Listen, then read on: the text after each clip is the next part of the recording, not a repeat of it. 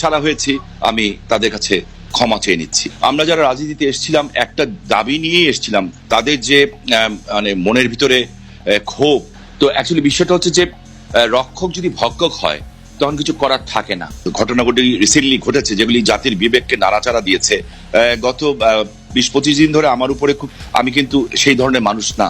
আপনি বক্তৃতায় বলেন আপনার চেয়ে বড় মাস্তান আর নাই, অন্য দলকে সামলাতে পুলিশ বা অন্য বাহিনীর দরকার নাই আপনার। আর আপনি যেটা বলছেন আমি খুব পাওয়ারফুল, আমার কাছে আগে মনে হতো যখন আমি তুলমগঞ্জে ভিপি ছিলাম কিংবা এমপি হই নাই, কিংবা 96 এর পরেও যখন এমপি হয়েছি 2001 পর্যন্ত, যে আমি আসলে পাওয়ারফুল।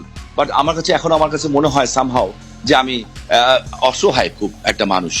বিকজ আমাকে এখন দায়িত্ব নিয়ে যদি কথা বলতে হয়, আমার হাতটা পাটা দুটি বাঁধা। এই সরকারের সময় এসে আপনার হাত পা বেঁধে রাখা হয়েছে কেন? ওইভাবে আমি বলছি না যে হাত পা বাঁধা, বিকজ আমি একটা রেসপন্সিবল পার্সন। হ্যাঁ, তো আমি আমার দায়িত্বটা অন্য কারোর উপর চাপাতে চাই না। আমার কাজ কি, আমার দায়িত্ব কি, আমার কি বিবেক বোধ নাই? আমার কি, আমি যদি দায়িত্ব পালন করতে না পারি তাহলে আমার দায়িত্ব ছেড়ে দেওয়াই উচিত। আমি মনে করি এটাই আমার শ্রেয়, আমি মনে করি অন্তপক্ষে এটা। So that's why I want to telling the truth. আর আমরা যারা রাজনীতি করি, রাজনীতিতে এখন একটা জিনিসই করি, যাতে মৃত্যুর পর যাতে মানুষ বলে যে লোকটা ভালো মানুষ ছিল, দ্যাটস ইট। এবং আমরা অনেক পেয়ে গেছি খালেদ ভাই। আমরা একটা মায়ের 3টা ভাই আমরা এমপি হয়েছি, বাবা ছিলেন এমপি, দাদা ছিলেন এমপি, 3 জেনারেশন ধরে। হ্যাঁ, অভাব দেখেছি, অনটন দেখেছি, পয়সা দেখেছি, কষ্ট দেখেছি, দেশ ছাড়া হয়েছি। তো একটা জিনিস করতে চাই, মানুষের জন্য কাজটা করতে চাই। বাট আপনি যে কথাটা বলছেন, আমরা যখন খালেদ ভাই রাজনীতি করতে এসেছি 14 বছর বয়সে 1975 সনের সেপ্টেম্বর মাস থেকে মার খাওয়া শুরু হয়েছে, তখন কিন্তু এই চিন্তা করে আসিনি যে আমরা রাষ্ট্রীয় ক্ষমতায় আসবো, এই চিন্তাও করে আমরা আসি নাই। আমি পবিত্র কাবা ছুঁয়ে কসম খেয়েছিলাম আল্লাহর কাছে। রাজনীতিবিদ হিসেবে আপনি সফল না ব্যর্থ, কি মনে হয় শামীম ভাই? জনগণ আপনাকে কেন মনে রাখবে? জনগণ আপনাকে মনে রাখবে কারণ শামীম ওসমান খুব, শামীম ওসমানকে মানুষ খুব ভয় পেত। জনগণ খুব মনে পড়বে যে শামীম ওসমান আসলে খুব পয়সাওয়ালা লোকের, দামি লোকের ছেলে বা নাতি। জনগণ আপনাকে মনে রাখবে কারণ হচ্ছে যে আপনি অনেককে উপকার করেছেন বা নাকি অপকার করেছেন। কি জন্য জনগণ আপনাকে মনে রাখবে রাজনীতি হিসেবে? খালেদ ভাই, এই একই কথা, মানে এই কথাটা এখন বলা ঠিক হবে কিনা। রাজনীতি থেকে সরতে চাই, হ্যাঁ, রাজনীতি থেকে সরতে চাই। আমি ক্ষমতা লোভী লোক না। হ্যাঁ, এটা আপনি কি এখন আপনি কি রাজনীতিতে ফর্মে আছেন? আমি রাজনীতিতে ফর্মে আছেন ভাই, কথা শেষ করলে আপনি বুঝতে পারবেন।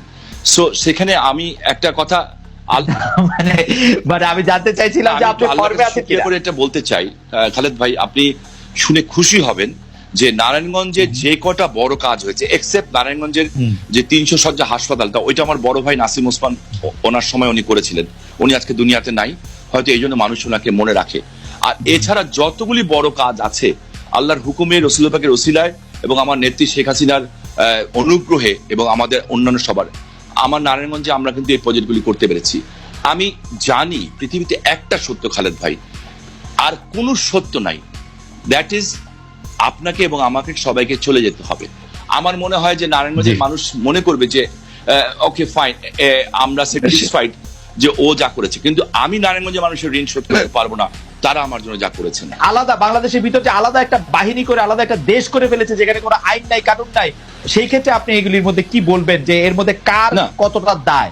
এটি প্রশাসন, আপনারা যারা আইন প্রণেতা, যিনি বাংলাদেশের প্রধানমন্ত্রী, তার কার দায় আসলে এখানে? আমি তো জাতীয় পর্যায়ের নেতা না, আমার এলাকাটা ইন্ডিভিজুয়াল। হ্যাঁ, আমি আমার এলাকাতে যেমন আল্লাহ রহমতে বলতে পারি যে গতকাল রাত্রে আমার এসপি সাহেবের সাথে কথা হলো যে আমাদের এলাকার অবস্থা কি।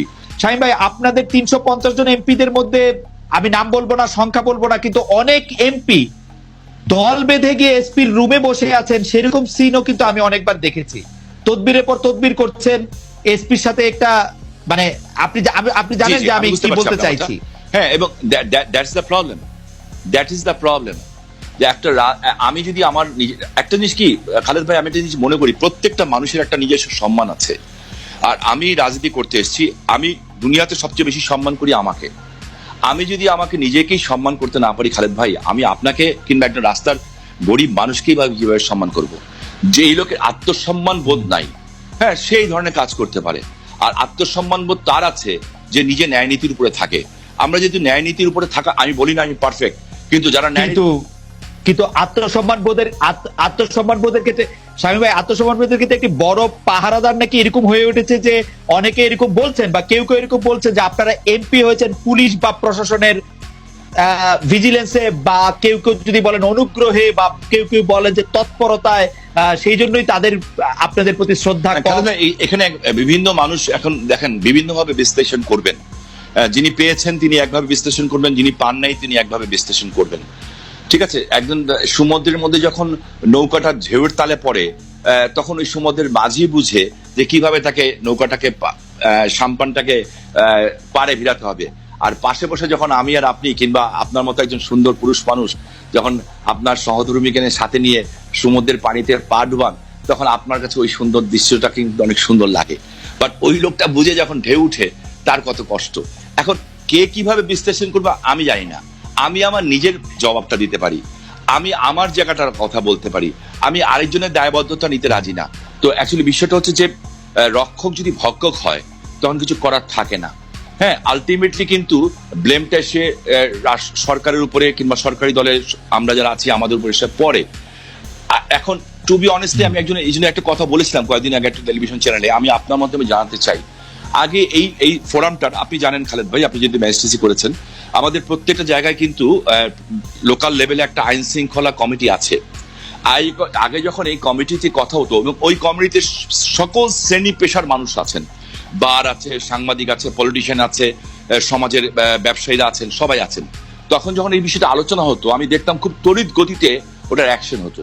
বাট এখন আমার মনে হয় না যে আগে যেই পরিমাণ তড়িৎ গতিতে অ্যাকশন হতো এখন এটা হয় না। এখন আপনি বলেন তাহলে কি আপনি ব্যর্থ?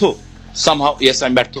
যে সমাজের একটা শ্রেণী হয়ে গেছে, এবং শ্রেণী খুব বেশি না কিন্তু, এটা 1% 2%। হ্যাঁ, এই 2% 1% লোক, হ্যাঁ, তারা অনিয়মটাকে নিয়ম বানাতে চায়, এবং যারা চায় তাদের পাওয়ারটাকে আপনি একদম লেস হিসেবে ধরবেন না। আর আমরা যারা এটাকে করতে চাই না, কিংবা আমি এখনো মনে করি খালেদ ভাই, আমি আপনাকে খুব সাহসের সাথে বলতে চাই, বিশ্বাসের সাথে বলতে চাই, যে কোনো রাজনৈতিক দলের নেতাকর্মী হোক, এখনো আমার মনে হয় 90% রাজনৈতিক দলের নেতাকর্মী ভালো আছেন, ভালো মানুষ, তারা মানুষের জন্য কাজ করতে চান। বাট মানে এটি কোন গবেষণা বা কোন হিসাব বা কোন বিবেচনার উপর আপনি বলতেছেন যে কিছু সংখ্যক মানুষ হয়ে গেছেন এবং তাদের সংখ্যা খুব কম, এবং সমাজের বিভিন্ন স্টেক হোল্ডার তারা আছেন, একদম রাস্তার মস্তান থেকে আরম্ভ করে অনেক উঁচু পর্যায় পর্যন্ত আছেন, যারা এখন মনে করছেন অনিয়মটাকে নিয়মে পরিণত করবেন। আমার মনে হয় যে যারা অনিয়মটাকে নিয়মে পরিণত করতে চান এবং মনে করেন যারা কোনো না ভাবে ক্ষমতার দাপটের কারণে হয়তোবা কিংবা ক্ষমতাকে ব্যবহার করবেন টাকার জোরে, কালো টাকার জোরে, এই ধরনের মানে সাহস নিয়ে তারা এখন অনিয়মটাকে নিয়মে পরিণত করতে চান।